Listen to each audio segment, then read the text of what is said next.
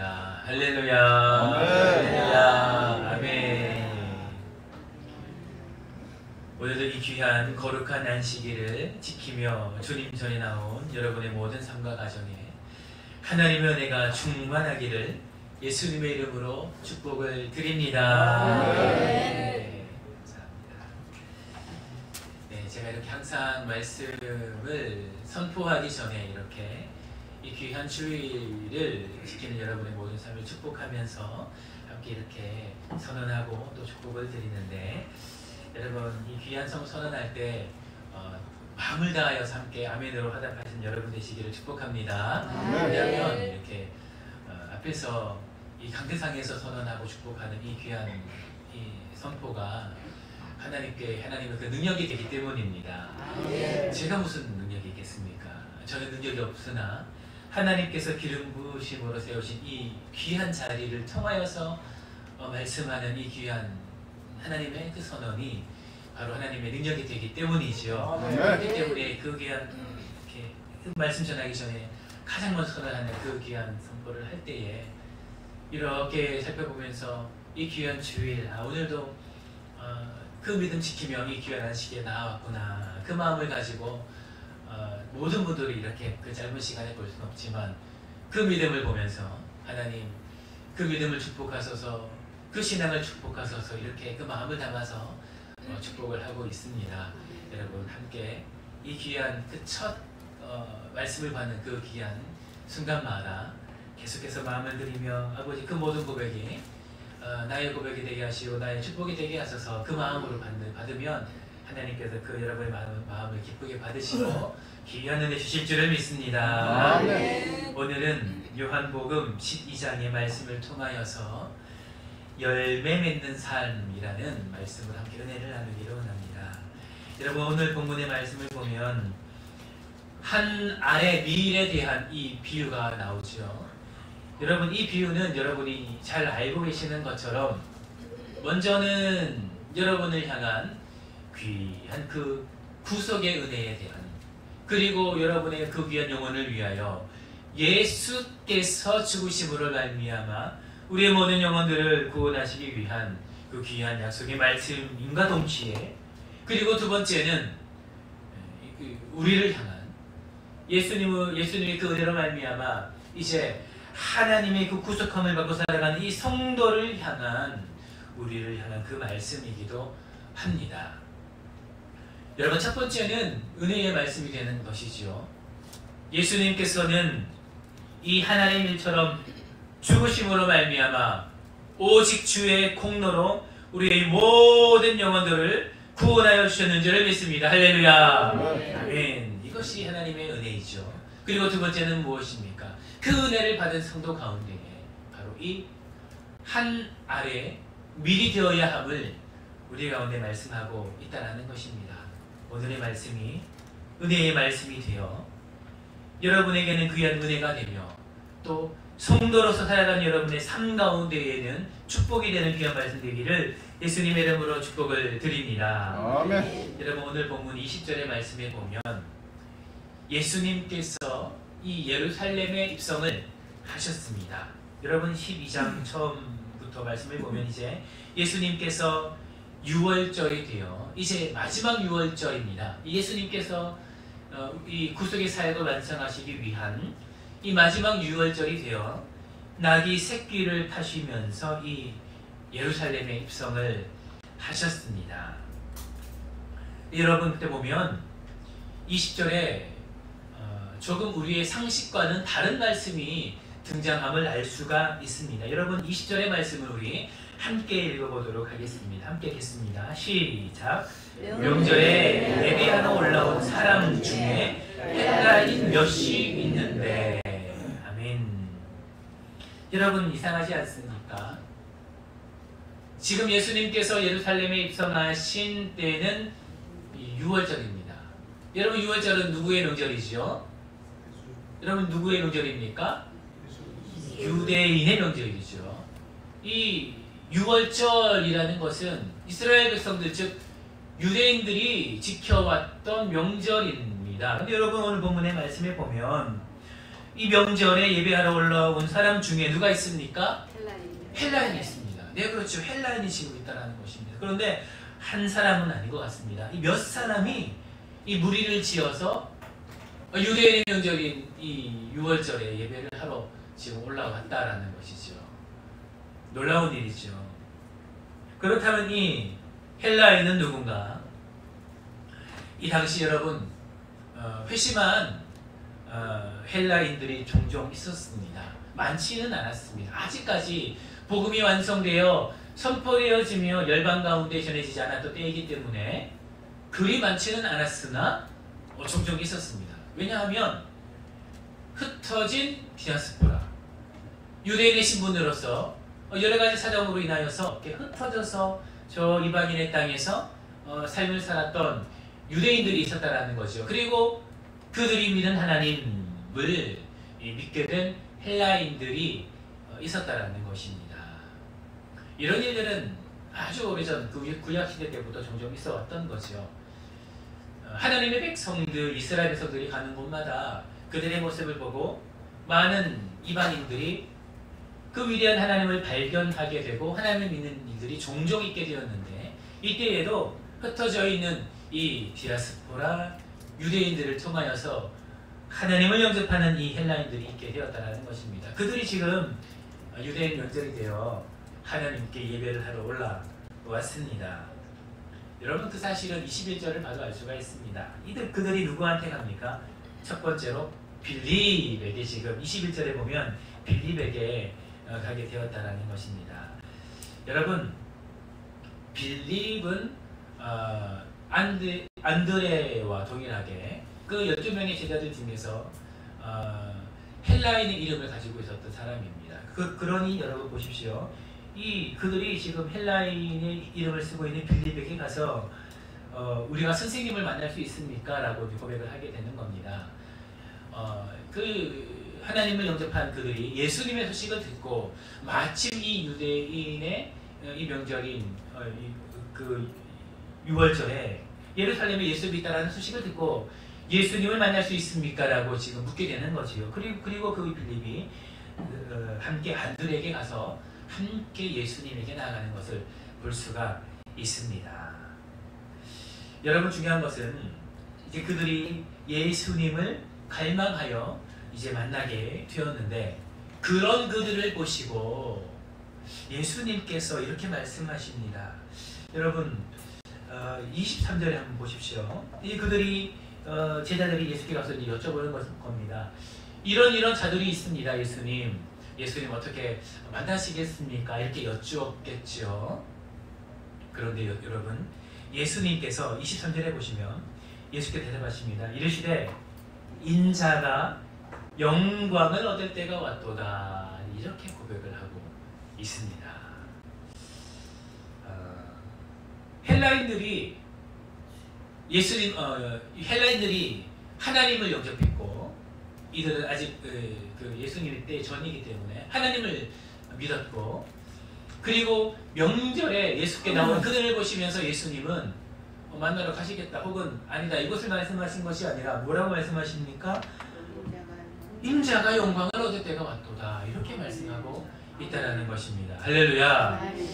여러분, 사실 이것은 두 가지를 의미하는데, 여러분, 첫 번째는 중요한 사실은 여러분 이제 구원의 때가 임했다라는 것입니다. 할렐루야. 이제 구원의 때가 지금 임했다라는 것을 지금 말씀하고 있다라는 것입니다. 이 헬라인에게까지, 유대인뿐만 아니라 여러분 이제 그 저 이방 사람, 아직 이때는 이방인에게까지 복음이 전해지리라고 생각조차 하지 못했던 때입니다. 아니, 아직 유대인들조차 이 예수님을 메시아로 받아들이고 구원받을 준비가 되어 있지 않은 이때 어떻게 이 이방인에게까지 복음이 전해지겠다 상상을 할 수가 있겠습니까? 구원은 유대인에게 주어지는 겁니다. 이때까지 아직 구원은 선민 사상을 가지고 있었던 이스라엘 백성들에게 주어지는 것이지, 유대인들은 구원받을 존재가 아닌 거죠. 그런데 여러분, 이때 선언합니다. 유대인뿐만 아니라 헬라인에게까지 이제 내가 감당하게 될 이 구원의 역사로 말미암아 하나님의 구원이 임하게 될 것을 예수님의 말씀으로 선포하게 된다라는 것입니다. 할렐루야. 아멘. 우리가 지금 그 은혜 위에 있지 않겠습니까? 아멘. 우리가 그 예수님의 그 공로 위에 있지 않겠습니까? 첫 번째는 이 비밀은 하나님의 은혜를 그들 가운데 선포한다라는 것입니다. 그리고 여러분, 두 번째는 무엇인가? 이 두 번째가 너무나 중요한데 바로 영광은 얻을 때가 왔다라고 고백을 하는 거죠. 주님, 그렇다면 여러분, 이 영광이란 무엇인가? 물론 이 영광은 이제 하나님의 그 귀한 구속의 역사를 감당하게 되는 이 놀랍고 성스러운 예수님이 이 귀한 마지막 때를 말씀하시는 것도 있습니다. 분명히 그러한 뜻도 있습니다. 근데 여러분, 제가 오늘 여러분과 살펴볼 것은 이것이죠. 여러분, 예수님을 한번 묵상해 보시기를 바랍니다. 예수님은 지금 영광을 얻을 때가 왔다라고 말씀하는 거죠. 여러분, 이 말씀이 조금 이상합니다. 여러분, 하나님께서, 예수님께서, 그리고 성령님께서 여러분 더 이상 무엇을 얻으셔야만 되는 그런 영광이 있으신 분이십니까? 아니죠. 그렇지 않습니까? 예수님은 더 이상 누군가를 통해서 어떤 무엇을 이루어서 영광을 얻어야 되는 그런 분이 아니십니다. 할렐루야. 아멘. 예수님은 삼위일체 하나님은 이미 그 모든 영광 가운데 있으신 분이시요. 아멘. 우리가 할 수 있는 것은 무엇입니까? 이미 있으신 그 영광을 찬양하는 것이 우리의 역할이 아니겠습니까? 할렐루야. 아멘. 그런데 예수님은 지금 선언합니다. 영광을 얻을 때가 왔다. 여러분, 그것은 무엇이겠습니까? 하나밖에 없지요. 바로 이제 예수님께서 이루실, 하나님께서 이 예수님의 그 구속함의 사역을 통하여서 이루실 그 영광은 무엇입니까? 바로 우리라는 것입니다. 할렐루야. 아멘. 여러분들이라는 것입니다. 아멘. 여기에 계신 모든 분들이 바로 하나님께서 가장 원하시는 영광이 되신다라는 것입니다. 할렐루야. 지금 예수님은 그걸 보시는 거예요. 이 예배하러 오는 저 헬라인들을 보며, 이제 내가 이제 그 귀한 구속의 사역을 감당하게 되는데 이 일들을 통하여서 유대인들이 이제 구원을 받겠구나. 잃어버린 영혼들이 하나님께로 돌아오겠구나. 그리고 이제 그 멀리 있었던 저 헬라인들에게까지, 이방인들에게까지 이 복음이 전해지고 이렇게 예수님을 만나러 오는 그 모습처럼 이제 그들이 나에게로 돌아오겠구나 하는 것을 예수님이 바라보지 않았겠습니까? 그 소식을 듣고 그 예배하러 오는 헬라인들의 그 아직 몇 되지 않는 그 헬라인들의 모습을 보면서 온 열방에 예수님의 그 은혜가 흩어지고 그 예수님께로 하나님께로 돌아오는 그 수많은 이방인들의 모습을 예수님이 상상하시지 않았겠습니까? 그리고 아마도 예수님은 2000년 후, 지금 2024년 오늘 예수님을 영접하고 이 하나님께로 나온 여러분 한 분 한 분을 보면서 나에게 이제 영광을 얻을 때가 왔다라고 그 몇 사람의 그 헬라인을 보면서 이 시간 예배하는 여러분들의 모습을 바라보지 않았겠습니까? 할렐루야. 아멘. 저는 보았다라고 생각합니다. 저는 보았다라고 확신합니다. 아멘. 예수님은 시간에 구애받으신 분이 아니시죠. 예수님은 이미 이 자리 가운데에 여러분 예배하러 오는 여러분들을 바라보면서 이 귀한 선포를 하신 게 아닌가 생각을 하게 된다는 것입니다. 아멘. 사랑하는 성도 여러분, 여러분은 하나님의 영광입니다. 아멘. 우리 함께 고백하기를 소망합니다. 나는 아멘. 하나님의 영광입니다. 하나님의 영광입니다. 다시 한번 고백하겠습니다. 나는 하나님의 영광입니다. 하나님의 영광입니다. 여러분은 하나님의 영광임을 기억하시기를 예수님의 이름으로 축복을 드립니다. 아멘. 아멘. 여러분, 하나님의 영광이라는 것은 예수님께서 하나님께서도 이 영광이라는 것을 말씀을 하실 때는 오직 하나님을 높이는 일에서만 이 영광이라는 것을 여러분 사용을 했습니다. 그 단어를 우리를 위해서 사용을 하셨다라는 거죠. 여러분, 이 세상 그 누가 뭐라고 해도 여러분은 하나님의 영광입니다. 아멘. 때로는 내가 생각하기에 예배 시작 전에 우리 담임 전도사님께서 잠깐 말씀을 하셨는데 내가 가지고 있는 것이 너무나 좀 부족하고 부잘것이 없어서 나는 왜 이런 비참한 삶을 살아가게 될까라고 낙심되고 그리고 낭망하게 될 때에도 여러분 꼭 기억하십시오. 여러분 그것들과는 비교도 할 수 없을 만큼 하나님은 여러분을 영광스럽게 생각을 하신다라는 것입니다. 할렐루야. 아멘. 내가 보기에 내 자신이 너무나 보잘것이 없어도 때로는 참으로 부족하고 연약한 모습 가운데 머물러 있어도 가진 것이 없고 명예가 없고 무시받고 천하며 그리고 내가 가진 그 참 육신의 연약함으로 말미암아 불편한 삶을 살아가야 된다라고 할지라도 그 누가 나를 무시하고 내가 가진 것을 통해서 나를 비방한다 할지라도 하나님은 여러분을 영광스럽게 생각하신다는 것을 굳게 믿으시기를 예수님의 이름으로 축복을 드립니다. 아멘. 하나님은 바리새인들을 향해서 그렇게 절대로 말씀하신 적이 없습니다.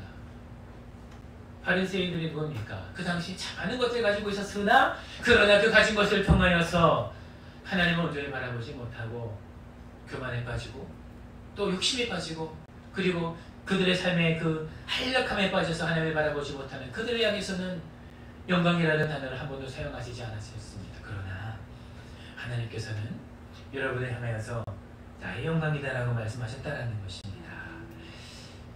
요즘은 이 우울증을 호소하는 사람이 그렇게 많다라고 합니다.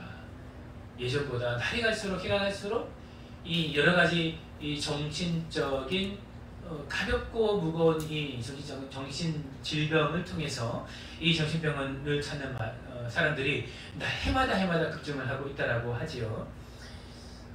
그들이 왜 그렇게 우울증에 걸리고 여러 가지 정신적인 고통을 받으면서 이 정신병원을 찾게 되는가?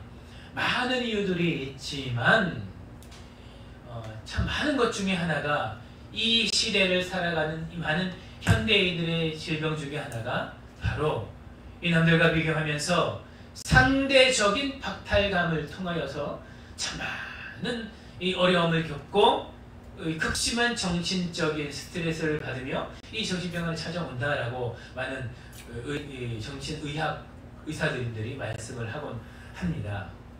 이 비교 가운데에서 우울증이 다가온다라는 거죠. 여러분 오늘은 너무나 많은 개인적인 삶이 노출이 되어 있죠. 여러분 어른들은 많이 사용하시진 않는데 여러분 많은 청년들은 이 젊은 사람들은 인스타그램을 보면서 많은 함께하는 나가는 주인들의 모습 그리고 불특정 다수의 삶을 이렇게 바라보곤 합니다. 여러분 어른들도 카톡을 사용을 많이 하시는데 여러분 카톡도 보면 이렇게 사진을 올리고 또 카카오 스토리가 있죠. 이렇게 나의 일상을 올리면서 이런저런 삶의 소식들을 올리게 되는데 여러분 그런 사진들을 올릴 때 많은 사람들이 보는 그런 하는 인스타그램에 여러분 좋지 않은 일들을 올리겠습니까? 그렇지 않지요. 어쩌면 나의 그 삶 중에서 가장 빛날 때 내 삶이 100이라고 한다면 그 100 중에 한 10도 아니죠. 한 1%, 2% 되는 그 순간 가장 빛나고 가장 좋은 그 순간을 여러분 그렇게 올리지 않습니까? 여러분도 그렇지 않나요? 저도 그렇습니다. 저도 오기 전에 잠깐 이 카톡 사진을 보았는데 저는 이런 카톡이나 인스타그램 이런 SNS를 잘 하진 않아서 이렇게 보니 사진이 몇 년 전 거고 그리고 유락이 있는 게 이제 제 가족 사진 하나 있고 가온이 시온이 사진이 있는데 그것도 아주 오래된 거더라고요. 근데 여러분 그런 저조차도 가장 잘 나온 사진을 올려놓습니다. 가온이 그리고 시온이 자녀 사진을 올리고 가족 사진 유일하게 하나 있는데 그리고 여러분 이렇게 넘기다 보니까 제 청년 때 사진 하나 있더라고요. 이렇게 찾아보지 마십시오. 찾아보고 도장 계신 분들 찾아보지 누가 하셨습니까? 찾아보지 마십시오. 이렇게 청년 때 영국에 가서 이제 모자도 쓰고 이제 해외니까 수염을 길러도 아무도 뭐라 하지 않지 않습니까? 수염을 이렇게 좀 멋있게 좀 깎아서 길러서 이렇게 탁 찍어놓은 그 사진 이렇게 하나 있더라고요. 네. 가장 잘 나온 사진입니다. 제가 찍었던 사진 중에 적어도 제가 보기에는 가장 잘 나온 사진입니다. 그렇게 올려놨던 그 보면서 좀 웃었는데 여러분 그렇습니다. 잘 하지 않는 저도 가장 예쁜 사진들, 가장 화목한 사진들 올려놓습니다. 열심히 하는 사람들은 더 하죠. 그 사진 한 장 올리기 위해서 수백 장, 수천 장 찍으면서 가장 이쁜 사진, 가장 잘 나온 사진, 내가 가장 빛난 사진들을 올려놓고 이렇게 태하는 것이 바로 이 SNS 그런 문화들인데, 여러분 그런 사람들을 보면서 그저 잘 지내다 끝이면 되는데 박탈감을 느낀다는 것입니다. 그러면서 나를 되돌아보는 것이요, 되돌아보는 거죠. 그 모습이 그 사람의 전부의 모습은 아닌데 그 모습뿐입니까? 내가 바라보는 불특정 많은 사람들의 그 모습이 멀리서 보면은 참 부럽다라고 할 만큼의 그런 모습이지만 가까이에서 들어가 보면 그 가운데에서도 남들이 알지 못하는 많은 어려움도 있고 슬픔도 있고 괴로움도 있고 그리고 여러 가지 많은 문제들이 산재해 있는 것이 우리의 인생인데, 여러분 우리는 그런 모습들을 보면서 때로는 비교하고 낭망하며 나 자신을 사랑하지 못하고 우울해하는 것이 바로 이 현대인들의 가장 많은 문제 중에 하나다라는 것이죠. 그로 말미암아 낭망하게 되고 비교하게 되고 또 계속해서 심적인 우울감에 빠지게 된다는 것입니다. 사랑하는 성도 여러분, 남들과 비교하지 마십시오. 여러분의 받은 은혜는 족한 줄 아시기를 예수님의 이름으로 축복을 드립니다. 아멘. 여러분 비교해봤자 부러워해봤자 여러분 좋을 거 하나 없습니다. 여러분 부러울 수 있지요. 그러나 여러분 그 사람도 여러분이 알지 못하는 그 100 중에서 99가지의 어려움이 있다라는 것입니다. 알지 못할 뿐 우리 인생은 동일하다는 거죠. 여러분 그렇기 때문에 여러분 우리의 삶에 주어진 그 하나님의 그 은혜를 누리면서 나 자신을 바라보면 한만하며 슬퍼하며 힘들어하는 것이 아니라 하나님께서 나에게 주신 그 은혜를 계속하며 특별히 하나님께서 나를 어떻게 생각하시는가 바라보며 그 은혜 가운데 머무는 것이 바로 이 성도의 삶이다라는 것입니다. 아멘. 사랑하는 성도 여러분, 그 누가 뭐라 해도 하나님은 여러분을 향하여서 나의 영광이다라고 말씀하십니다. 그 귀한 은혜, 그 귀한 음성 들으며 하루하루 살아가는 여러분 되시기를 예수님의 이름으로 축복을 드립니다. 아멘. 여러분 그렇다면 그런 은혜 가운데 살아가는 우리는 또 어떠한 삶을 살아가야 되는가? 우리 한날의 일을 통해서 마지막으로 함께 묵상하기를 소망합니다. 여러분 너무나 귀한 말씀이시요. 우리 24절의 말씀을 우리 함께 힘차게 읽어보기를 소망합니다. 24절입니다. 함께 읽겠습니다. 시작! 내가 진실로 너희에게 이르노니 하나님의 일이 땅에 떨어져 죽지 아니하면 하나님 그대로 있고 죽으면 많은 일을 아멘. 하나의 미 너무나 유명한 말씀이죠. 너무나 유명한 말씀인데 제가 청년 때 정도인 것 같습니다. 이렇게 이 말씀을 묵상하며 여러분 사실 이 말씀은 다른 공간복음에서도 나와 있습니다. 너무나 유명한 말씀이요. 또 이 공간복음을 기록했던 이 제자들 또한 정말 이 말씀은 너무나 귀한 말씀이다라고 생각을 했던 것 같습니다. 그래서 다른 공간복음에 나와 있는 말씀인데 여러분 이 말씀을 읽으면서 계속해서 들으며 읽으며 참 헌신해야 되겠다, 정말 온전히 살아야 되겠다 묵상을 하는 중에 예전에 그런 생각을 한번 한 적이 있습니다. 왜 하나의 밀이 심겨졌는데 죽어야 될까라는 생각을 한 적이 있습니다. 혹은 썩어져야 된다라고 말씀하고 썩어져야 될까라고 생각을 한 적이 있습니다.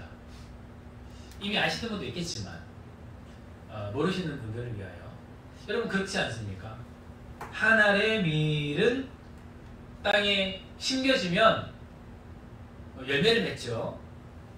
씨앗이기 때문에 심겨지면 썩어지는 것이 아니라 열매를 맺어야 되는데 하나님의 말씀은 하나님의 밀은 땅에 떨어져 죽어야 된다 혹은 썩어져야 된다라고 말씀을 하십니다.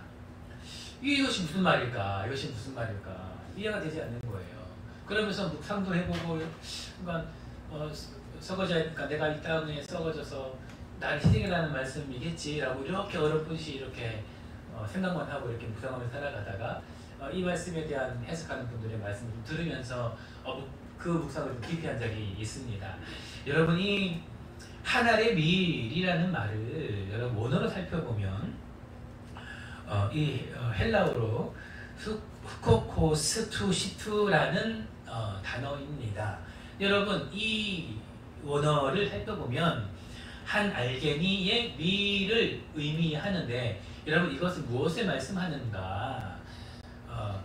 한 알에 밀이 있으면 한 알에 그 밀에 알갱이가 있고 그리고 그 알갱이를 덮고 있는 그 밀 껍질이 있다라는 것입니다. 예전에는 이것을 제가 잘 몰랐었습니다. 이렇게 설명을 하는 거예요. 한 알의 밀이 땅에 떨어져 열매를 맺어야 되는데 그 밀은 아직 열매를 맺지 못한다는 거죠. 왜 그렇죠? 그 밀 껍데기가 그 밀을 꽉 둘러싸고 있다는 것입니다. 아주 귀한 것이 알맹이로 그 안에 있는데 그 밀 껍데기가 이렇게 밀봉해서 딱 붙잡고 있으면 그 씨앗이 발화하지 못하고 열매를 맺지 못한다는 거죠. 그러니 이 껍데기가 그 흙에서 썩어져야 된다는 겁니다. 썩어져서 그 귀한 그 알맹이를 사고 있는 그 모든 것이 썩어져 이렇게 거름이 되고 그 안에 썩어지게 되면 그 안에 아주 귀한 그 알맹이가 이제 그곳에서부터 이제 생명이 나타나며 귀한 열매를 맺기 위하여 이제 귀한 그 씨앗, 그 뿌리를 내리고 씨앗을 내리고 그 씨앗에도 줄기를 내며 이렇게 자라나게 된다는 거죠. 그래서 예수님의 말씀에 그 하나님의 밀이 죽어야 된다, 썩어야 된다라는 말은 사실은 무엇을 말씀하고 있는가? 바로 예수님의 여러분 우리 모두가 이것은 예수님의 그 생명 죽으심을 의미하는 것을 알지 않습니까? 그와 동시에 바로 예수님의 그 귀한 죽으심의 그 은혜로 말미암아 그 안에 귀한 그 복음의 그 생명과 같은 복음이 이제 그 귀한 예수님의 그 귀한 죽으심을 말미암아 그 모든 껍질을 벗고 열매를 맺는 것을 말씀하고 있으며 이와 동시에 우리의 삶도 마찬가지라는 것이요. 그 복음을 발음하는 자를 오늘 본문의 말씀을 보면 이렇게 말씀을 합니다. 나를 섬기고 그리고 나를 따르고 하는 그 모든 자들의 이야기를 하는데 바로 이제 예수님의 그 귀한 생명을 받아 복음의 능력을 받아 예수님을 따라가는 그 모든 자들에게 선언하기를 이 하나님의 밀과 같이 너 안에 있는 그 귀한 생명과 같은 그 모습을 덮고 있는 너희들의 그 겉사람이 그 속사람을 듣고 있는 겉사람이 완전히 죽지 않으면 절대로 그 안에 있는 그 속사람이 발현되지 않음을 우리 가운데 말씀하고 있다라는 것입니다. 그것이 바로 하나님의 밀, 바로 떨어져 죽어져야 되는 그 밀의 껍질이라는 것이지요. 할렐루야. 아멘. 사랑하는 성도 여러분, 겉사람은 죽어야 될 줄 믿습니다. 할렐루야. 이것이 성경이 말하는 법칙입니다. 이것이 하나님께서 우리 가운데 주신 하나님의 생명을 낳는 열매를 맺는 이런 법칙이라는 것입니다. 할렐루야. 아멘. 여러분 열매 맺는 방법은 다른 것이 없다라는 거죠. 그렇기 때문에 여러분 삶에 고백하며 권면하며 또한 선언하며 선포합니다. 사랑하는 성도 여러분, 여러분의 삶에 열매가 없으면 여러분의 삶에 아직 그 껍데기가 있는지 없는지 되돌아보셔야 된다는 것입니다. 되돌아보셔야 된다는 것입니다. 아멘. 성도는 열매를 맺어야 되죠. 하나님의 복음에는 능력이 있습니다. 그렇기 때문에 성도의 삶에도 능력이 있습니다. 할렐루야. 그렇다면 문제는 무엇인가? 생명을 받은 나의 삶에, 성도의 삶에 과연 여전히 남아있는 나의 삶에 하나님이 너무나 귀한 것을 주셨는데 그 귀한 것에 나의 겉사람이 이렇게 그 귀한 것을 둘러싸고 있어서 그 열매를 맺지 못하게 하는 것이 아닌가? 이렇게 묵상을 해야 된다는 것입니다. 하나님은 말씀합니다. 오늘 본문의 말씀을 통해서 예수님은 분명히 말씀합니다. 씨앗은 분명히 열매를 맺는데 그러나 그 씨앗을 둘러싸고 그것이 껍질이 둘러싸고 있는 그 씨앗은 열매를 맺지 못한다라고 우리 가운데 분명히 말씀을 하고 있다는 것입니다. 사랑하는 성도 여러분, 겉사람을 벗어버리기를 예수님의 이름으로 축복을 드립니다. 아멘. 저는 하나님께서 여러분 가운데 다양한 씨앗을 주셨다라고 확신합니다. 그 열매가 그 씨앗이 열매가 되어 얼마나 많은 열매를 맺을까 저는 너무나 기대가 되고 너무나 은혜가 됩니다. 우리가 어떤 가지일까? 예수님께서 우리를 가지로 비유하셨죠. 하나님은 나무요, 예수님은 그 뿌리가 되고 나무가 되는 이 나무, 그 포도나무요, 우리는 가지라 말씀하셨는데 그 가지도 참 많은 가지가 있지 않겠습니까? 누구는 무화과 가지요. 이렇게 아무 보잘것없는 것 같지만 그러나 이렇게 있으면서 오고 가는 그런 나그네들의 그런 그 배고픔을 채워줄 수 있는 그런 귀한 무화과 가지도 있을 거고, 또 어떤 분은 포도나무처럼 귀한 아주 탐스러운 맛이 있는 열매도 되고, 그리고 아주 그 귀한 포도주로 아주 이렇게 숙성이 되어서 아주 귀한 잔치에 쓰이게 되는 귀한 열매가 되는 그런 포도나무에 그 가지가 있을 것이고, 또 여러 가지 모양대로 삶의 그 달란트대로 귀한 가지가 있다라고 저는 생각을 합니다. 그런 모습을 통해서 하나님께서 여러분의 모습을 통하여 얼마나 많은 다양한 열매를 맺기를 원하시가 그렇지 않겠습니까? 어떤 분은 사랑의 열매로, 봉사의 열매로, 또 영혼 구원의 열매로, 영혼 양육의 열매로, 복음 선포의 열매로, 말씀 전함의 열매로, 그리고 은혜의 열매로, 여러분 봉사의 열매로, 귀한 구제의 열매로, 또 여러분의 삶을 통하여 많은 열매를 통해서 하나님께서 기대하시는 것이 아니겠습니까? 그러나 그 열매를 맺기 위해서는 그 껍질을 벗어야 된다는 것입니다. 그 씨앗에 사고 있는 그 껍질이 땅에 떨어져 썩어져야 된다는 것입니다. 아멘.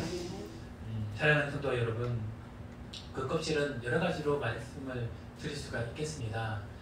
많은 것이 있겠지요. 때로는 경건치 못한 나의 모습도 있을 것이고요. 때로는 아직도 꺾이지 못한 나의 이 고집과 아직과 같은 성격, 나의 이 모습일 수도 있겠고요. 그리고 때로는 아직 버리지 못한 죄된 나의 모습일 수도 있겠고, 때로는 연약함의 모습, 나의 여러 가지 삶의 모습, 욕심의 모습, 하나님보다 사랑하는 하나님보다 사랑하는 많은 여러 가지 많은 것들, 혹은 아직도 하나님 앞에 온전히 드리지 못한, 남들이 알지 못하는 나의 개인적인 연약함까지 많은 것들이 있을 것입니다. 그 모든 것들이 땅이 떨어져 썩어지면 하나님께서는 반드시 여러분을 통하여서 많은 열매를 맺게 하실 것입니다. 할렐루야. 아멘. 우리 모두 그 열매를 맛봅시다. 아멘. 열매가 맺어지면 너무나 감사한 것은 그 열매를 나만 맛보는 것뿐만 아니라 나와 함께하는 모든 자들이 그 열매를 맛보게 된다는 것입니다. 여러분, 많은 열매를 맺읍시다. 아멘. 무화과 나무의 그 가지에 그 열매도 맺고, 포도나무의 그 포도도 맺고, 여러분 가지 각색으로 많은 열매를 맺어.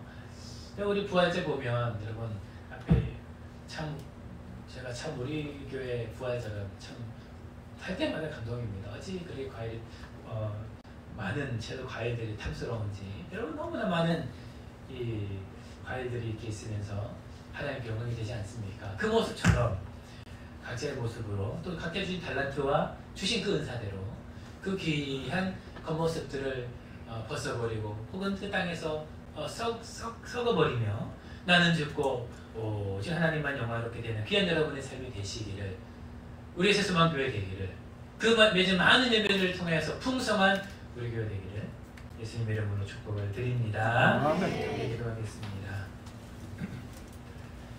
사랑의 주님, 오늘의 말씀이 나의 말씀이 되어 나의 삶을 되돌아보고 귀한 열매 맺는 우리 모든 성도 가정 될 수 있도록 축복하여 주소서.